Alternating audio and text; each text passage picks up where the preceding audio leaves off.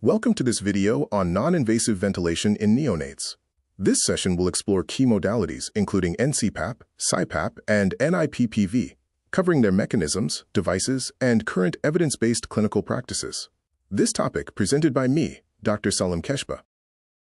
In this video, we will examine the physiology and history of non-invasive ventilation, compare various modalities, interpret key clinical trial data, and apply evidence-based guidelines for initiation and weaning. We will also discuss indications, contraindications, and the role of nasal interfaces. Non-invasive ventilation provides positive pressure support without a laryngeal or tracheal interface. The timeline of its evolution ranges from early respiratory studies in the 1950s, the introduction of CPAP in 1971, the brief use of negative pressure, the expansion of CPAP in the 80s, and the NIPPV revolution in the 2000s. There are four primary modes of non-invasive ventilation used in the NICU.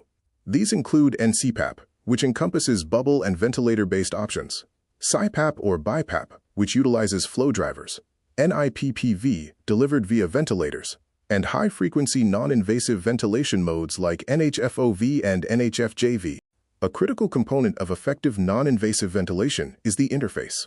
This video highlights various nasal interfaces, including Argyle, Hudson, and Inca prongs, as well as the Neotech RAM nasal cannula and nasal masks, each designed for secure and effective delivery. NIV is indicated for conditions like apnea of prematurity, RDS, and post-extubation support. However, it is contraindicated in cases such as unoperated diaphragmatic hernia, nasal obstruction, tracheoesophageal fistula, or the immediate postoperative period following GI surgery. NCPAP works by splinting the upper airway, maintaining functional residual capacity, and reducing chest wall distortion. It helps preserve endogenous surfactant, augments spontaneous breathing, and can ultimately reduce the need for invasive ventilation or exogenous surfactant. There are three main types of CPAP devices. Bubble CPAP uses water to generate pressure. Ventilator CPAP uses a standard ventilator, and infant flow drivers utilize variable flow devices to provide stable pressure and decrease the expiratory work of breathing.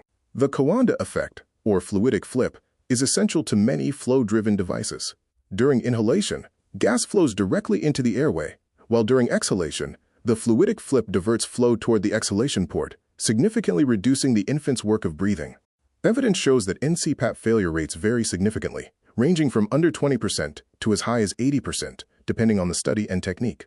Common factors contributing to failure include recurrent apnea, bradycardia, desaturations, and severe acidosis. When managing NCPAP, suggested starting settings are 5 to 6 cmH2O. For CPAP, Psi increments should be 2 to 3 cmH2O above the baseline CPAP.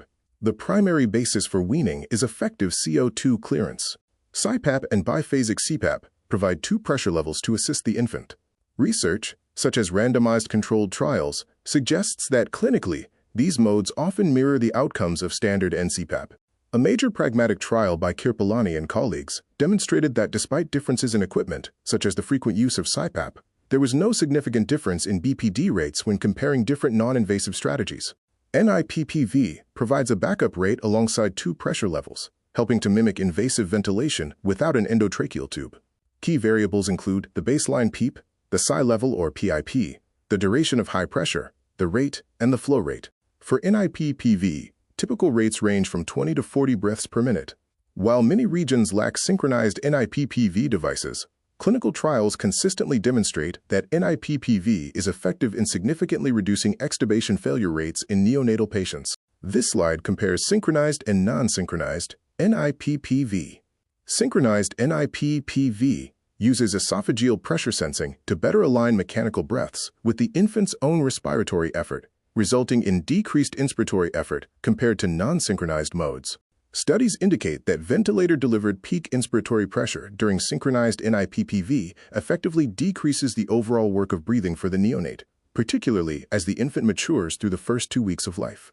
When examining failure rates and BPD outcomes, research consistently shows that NIPPV provides significant advantages over standard NCPAP.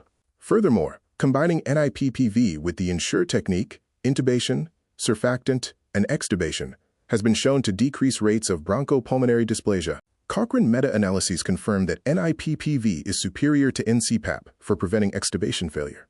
The data underscores the importance of using caffeine routinely and supporting preterm infants with non-invasive support to improve clinical outcomes.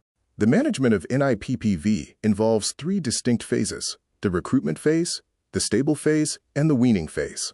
A key principle throughout is to wean only one parameter at a time and avoid rapid changes to ensure the infant remains stable. This reference table provides suggested settings for recruitment, advancing to recruit, and maximum limits for NIPPV. It also outlines the weaning settings for PIP, PEEP, rate, and flow to guide clinical practice during the reduction of respiratory support. Clinicians should refer to specific ventilator guidelines when implementing NIPPV. These protocols help ensure that settings are adjusted correctly based on the specific equipment being used in the neonatal intensive care unit.